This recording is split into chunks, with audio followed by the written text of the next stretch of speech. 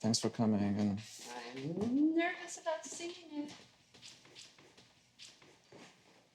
And where is it? it's here. Oh my God. So, of course, it's not finished. It's halfway. I would say like 40%. First layer, and then with the layers, it will come out. The whole quality of the thing. And wow. It looks like me.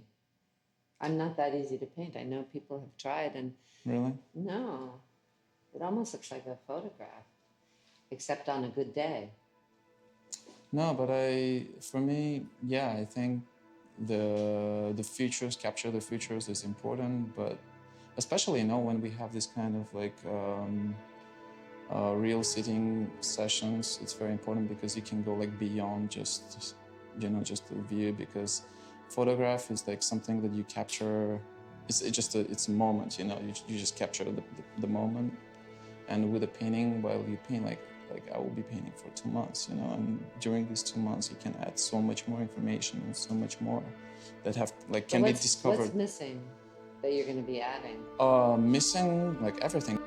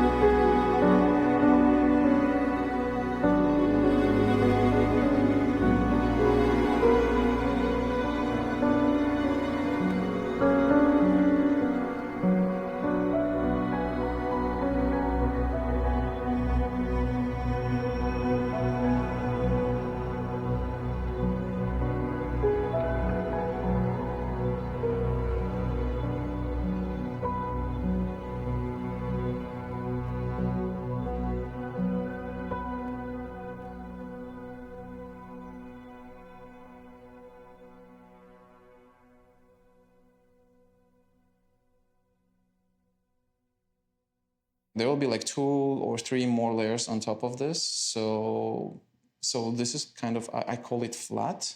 And then I will get like in depth. So it's basically details. So because I know that for me, I always go to the eyes of anybody, and Yeah. that's where it seems to the soul. Yeah, but and they go where that can go wrong, It's nice that I don't have a lot of makeup on or anything, so that it's pretty much Yeah, it's there. natural. Yeah, it's natural. Yeah, like, exactly the thing. Like I want to capture the air between the when, as they say, like you don't paint the subject, you paint the air between your eyes and the subject. And I think like this air is very important to me.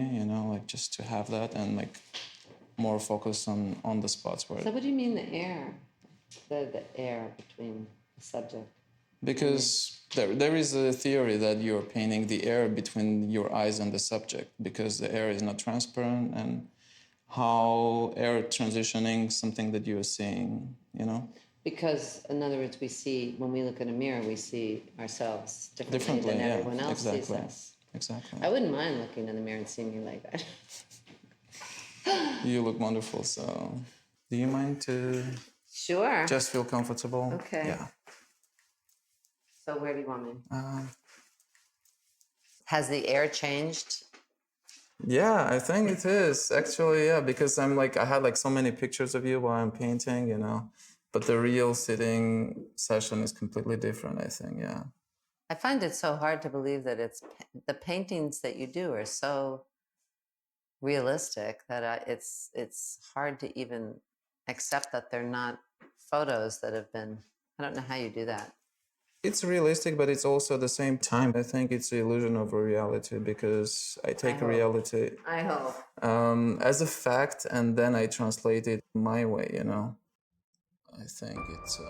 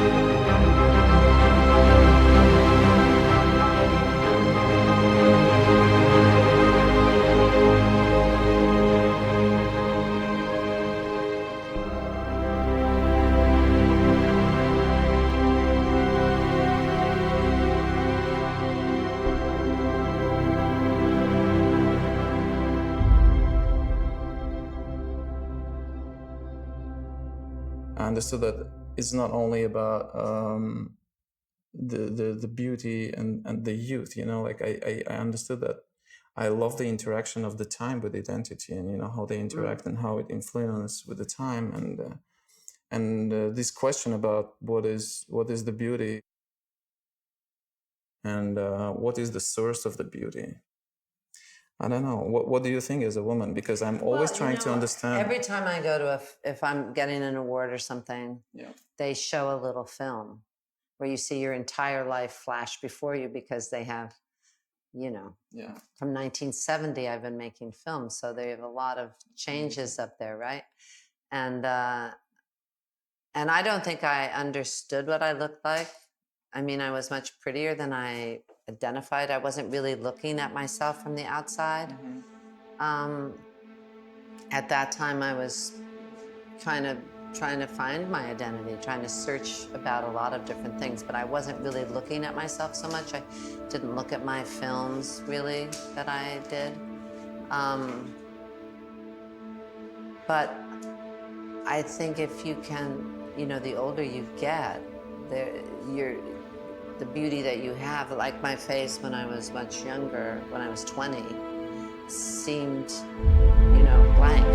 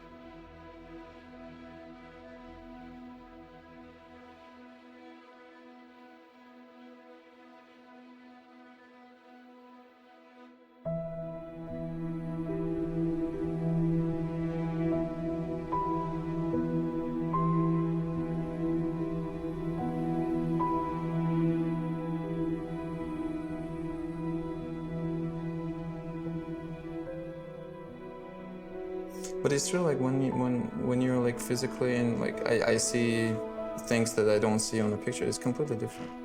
Yeah. So it's very useful anyway that you're here. Well, when you see a dead body of someone that you love, and you realize that that person is not there, you realize what percentage of who they are is not their body. It's difficult to recognize their spirit, sometimes, and that's, I think, also what makes some people that aren't, what we would think of in America as traditionally, symmetrically beautiful, but yet they have they're incredibly charismatic and beautiful, but not by the standards of perfection. But as you get older, you realize that it's the imperfections that make you, who you are, and they should be embraced. And how do you think why some beauty are very temporary and they are fading with time very quick, and the others are even like going, like, I think you're looking better now than like some years ago. I don't know, like seriously, I'm honest. And, I think it's hard to be beautiful if you're incredibly bitter and angry or smoke a lot of cigarettes. Some of it has to do with lifestyle, but some of it has to do with an open heart and how you're engaged with people and what matters to you. Do you think it's just health, or you think that it's really... No, I don't think it's just health, but I think that it's I mean, I just visited a relative in Sicily who's 101, and she's so vital. Yeah. I mean, she was so happy to meet me again and hold my face, and she just, and she certainly isn't, she's ravaged by age, but somehow she, she's very beautiful if you don't think of wanting her to be without a wrinkle. I mean, there's something kind of strange to see people who are 60 something and they're just completely without anything. I think, kind of burn victim looking, with just nothing on their face at a certain point. There's something that, or someone who's very upset but their face isn't moving. To me, there's something unnatural. And I think you can do things to yourself or plump things up or whatever, as long as it stays natural. It's when it starts to look, when it's incongruent, but I do think it has to do with don't they say that, you're, depending on how you live your life, that it's how your life starts to show on your face. Yeah, I think the thoughts are like reflecting on the face. Yeah. Like the way you think, like the part of the body that we interact with everything, like the exterior world. If you take away the vision and hearing, this is like the most active parts. So it's very tactile, and that's why for me it's that important, because we discover things with help of hands, and we feel them, and we...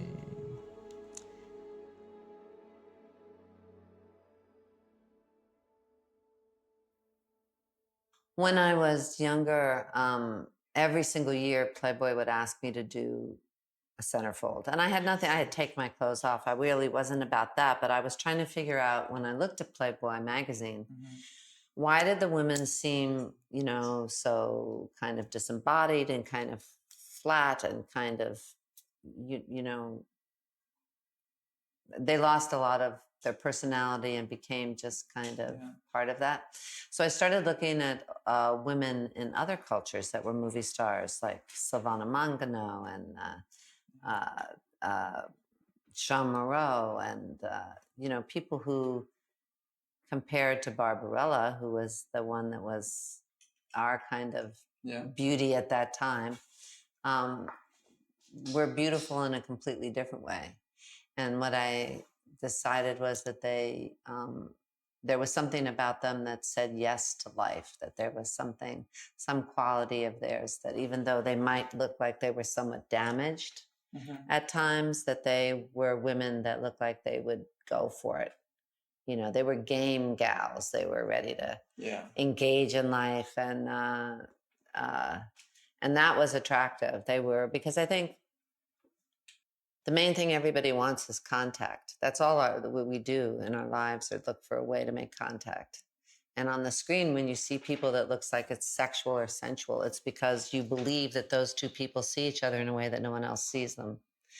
And so that contact, reads. So I think anybody, if you've lived your life trying to make contact, if you've lived your life full of adventures of the heart, adventures of whatever, and kind of in a search for authenticity, then your face shows that. If you get to the point where you're, especially as you get older and you're tempted by so much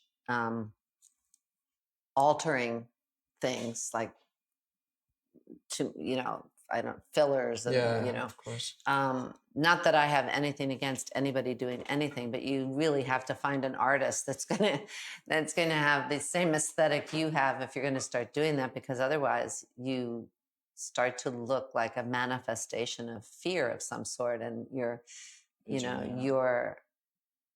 it's distracting from who you are as opposed to enhancing who you are.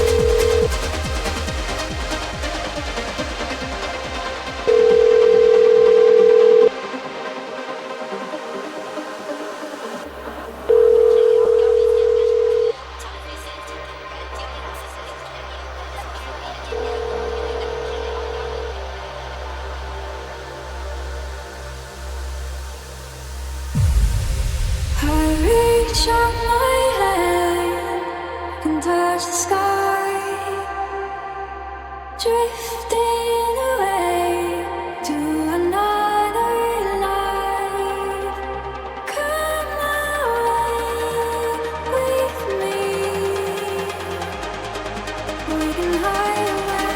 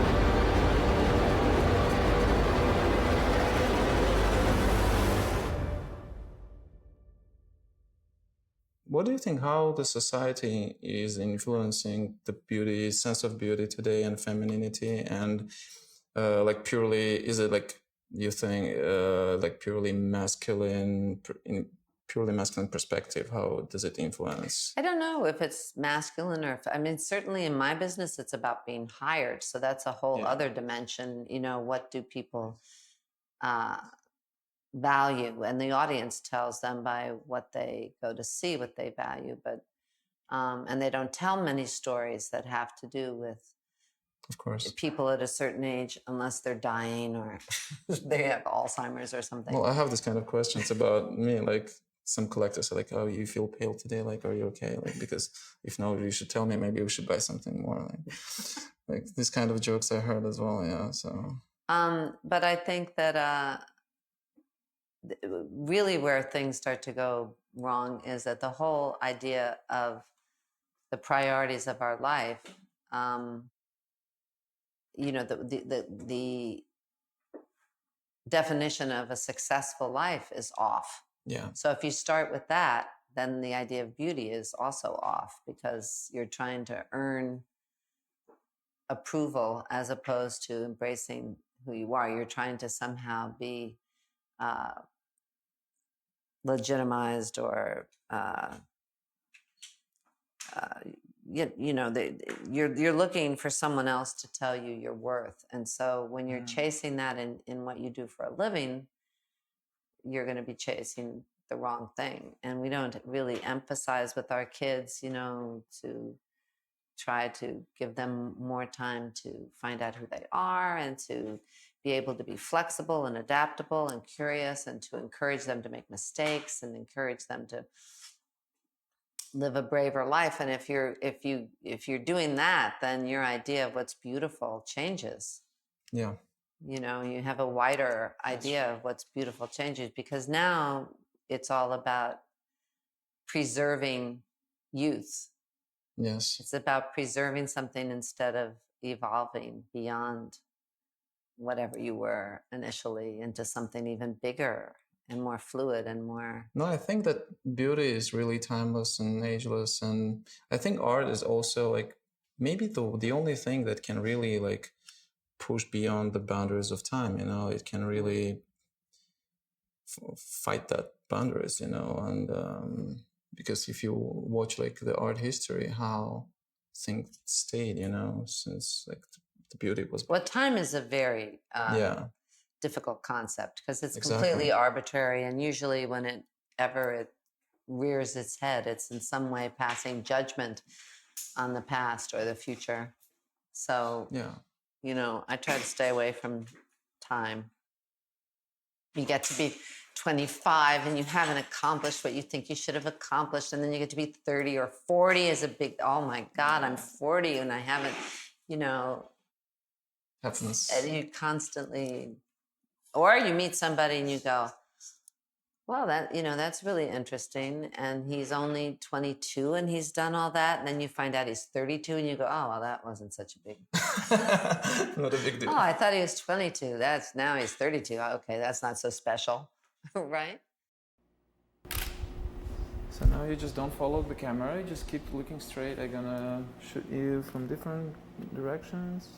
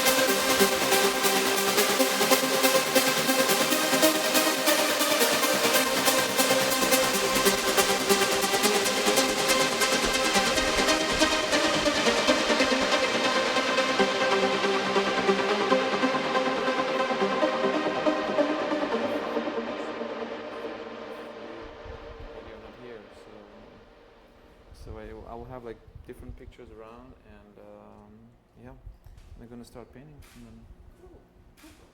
Thank you so much.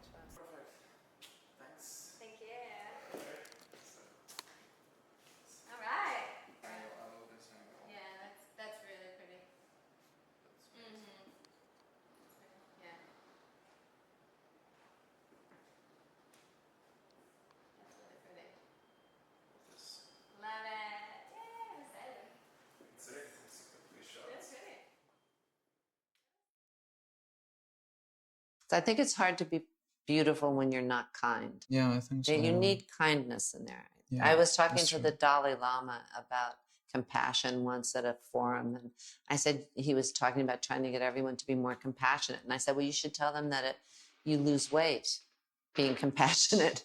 Compassion makes you thin and beautiful, and you would have everyone trying to be compassionate. But I think that it does give you certain compassion and kindness, and there is a glow to people that live a life of compassion and kindness. I was in Nepal with some nuns, with the Kung Fu nuns after the earthquake, and we were delivering rice and oil and stuff up in the mountains, and they're shaved heads, and no makeup. A couple of them had braces, but that was it. They were young, and they were just beautiful women, beautiful, certainly hadn't done anything to try to be beautiful except to follow their passion and their path that they found.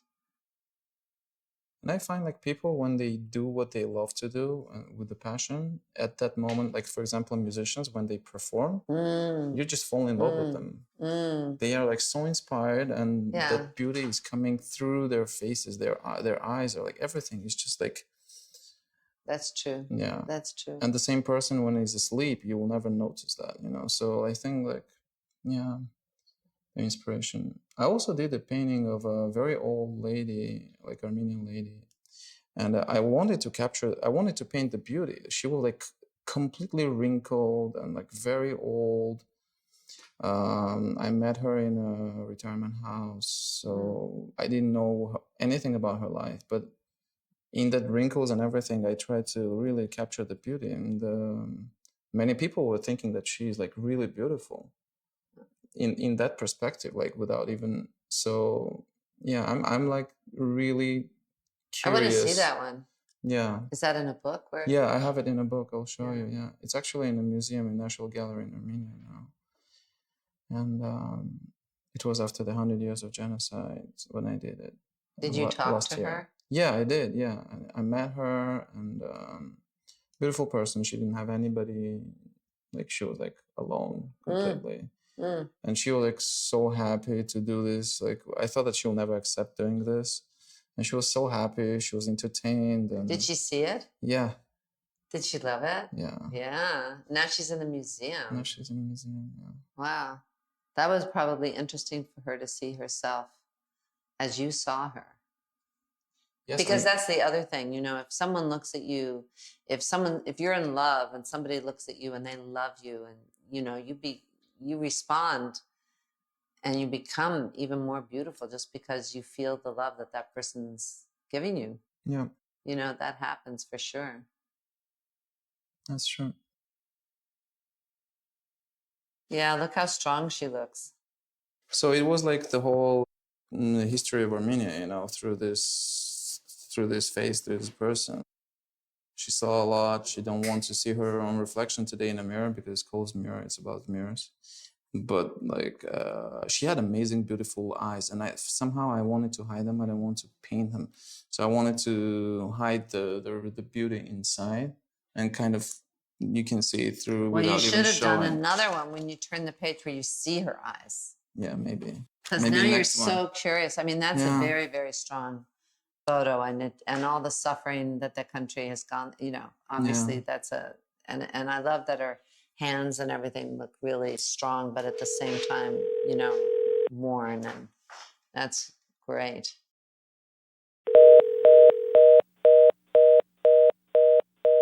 I'm in Lugano, the city where we met for the first time.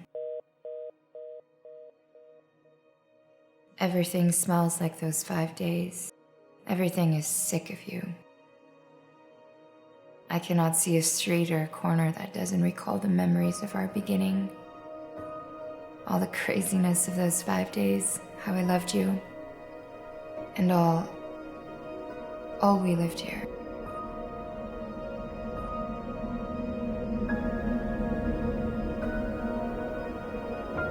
Now that's 5 years away, and all looks withered under the golden mist of those past 5 days.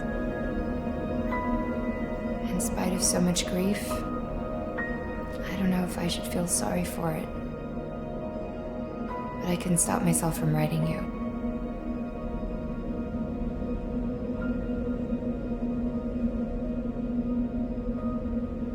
I don't think you'll be able to hate me for that. Do not hate me for that.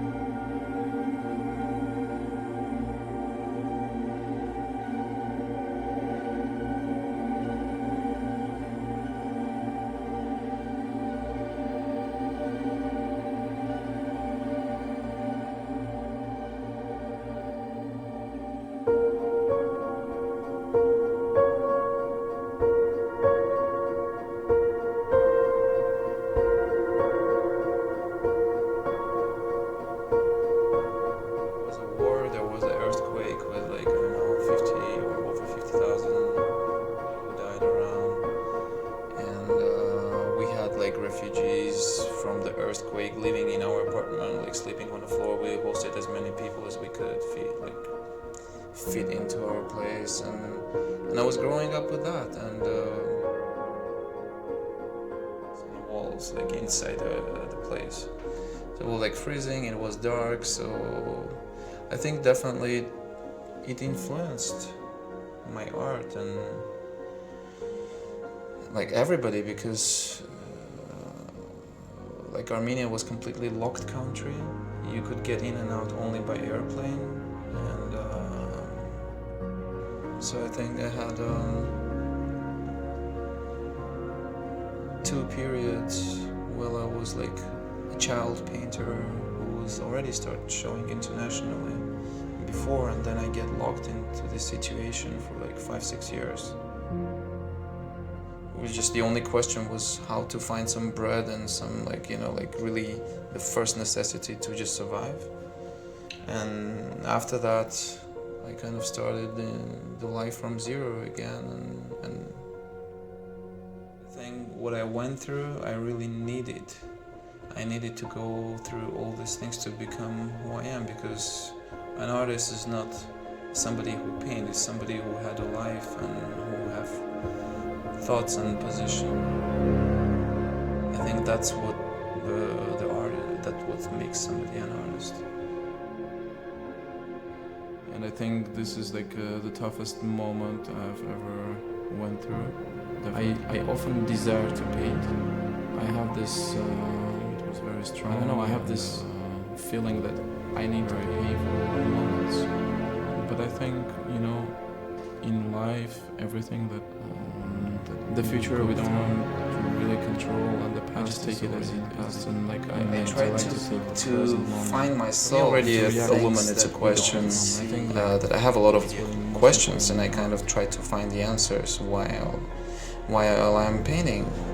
During the process, it takes me a long time. I have a lot of time to spend with that person and really go beyond.